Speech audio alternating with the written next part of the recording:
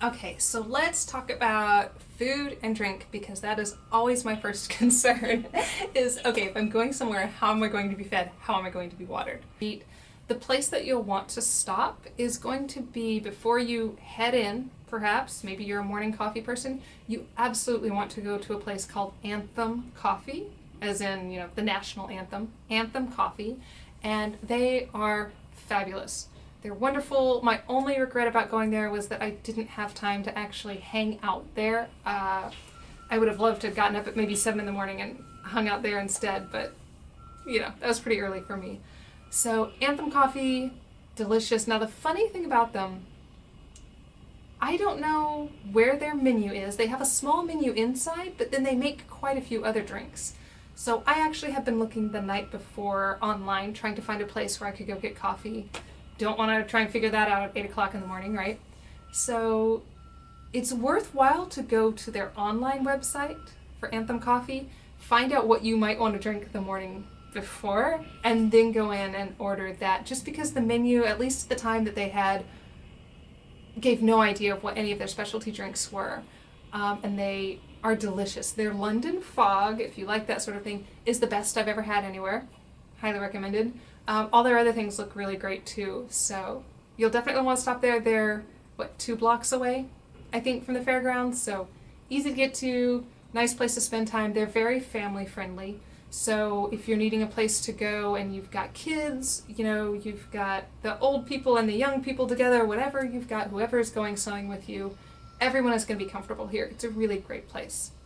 So that's where I go thinking of, okay, morning drink, what am I going to do? Coffee needs are taken care of. But when you're actually at the place, I had taken sandwiches, I'd taken snacks, I was ready. I was convinced I was going to be hungry and in classes for like 6 hours. Was not going to let that happen. Pleasant surprise, they actually have a whole food court scenario going on. So they've got, I'm not going to say fabulous 5-star gourmet, but you definitely have, your pizza that looked good, burgers, everything like that, so you're not going to be hungry. Of course, they are higher fairground prices, so you might be like, $13 for a piece of pizza, you gotta be crazy. But you won't starve, no matter what. So I definitely recommend taking your own food, if that's a possibility. Again, you've got the lockers there. You could keep things with you in a backpack, things like that. There are plenty of tables to sit, eat at. If you need some food, if somebody needs a snack, it's going to be there. You're going to be okay. You're not stuck with just a donut, a donut cart outside. So that was really nice.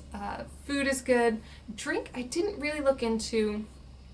The important thing to know when you are going into classes, even the ones that are just demonstration, and this is a very good rule, is you cannot drink while you're in there, right? So it needs to be a closed container and it needs to be put away, and that's perfectly reasonable. Come on, it's 45 minutes, we can survive without a drink of water, but that's what they ask, is no food, no beverages in the classroom, and that's completely reasonable, completely fair.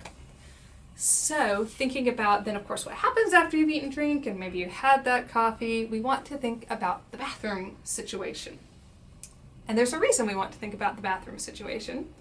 Not just because you had too much coffee first thing in the morning, but the way it's set up, there are a few different buildings, right? Keeping in mind it's a fairgrounds. So when you first enter in the main gates, there are bathrooms outside. Then there's a couple of different buildings that have bathrooms inside, and the building in the back that has all the classrooms also has the restrooms. If at all possible, go outside. And the reason for this is when you think about it being built as a fairground, they're thinking of, everything is happening outside. So the restrooms that are inside, I don't know how big those were, but in between classes, they fill up and there's a huge long line. This is definitely a problem if you put yourself with classes back to back and you've only got 15 minutes. Doesn't seem like it would be a problem, but it really is. Especially because people who aren't able to make it outside, they're all using the inside facilities. So the outside facilities, those were actually the ones meant to hold the most people, right? It's meant to be a fairgrounds, it's meant to be outside. I don't know how many restrooms are actually out there, but in one single facility, and there's at least 50 in the ladies' half. Don't know about the guys, didn't go there, but there is never a shortage of restrooms. There are plenty of places to wash your hands. I mean, they really know what they're doing. Use the ones outside. So if you have the mobility and you're, let's say, indoors in a classroom, it's actually, a 3-4 minute dash maybe. Just to go out, use it. There's not a line, so you don't have to worry about that, and then you can come back in. But that's definitely an important thing. Avoid those inner restrooms if you can at all, because if you have to use them, you're probably going to be late to a class or need a longer time, kind of depending on your difficulties in the crowd that day.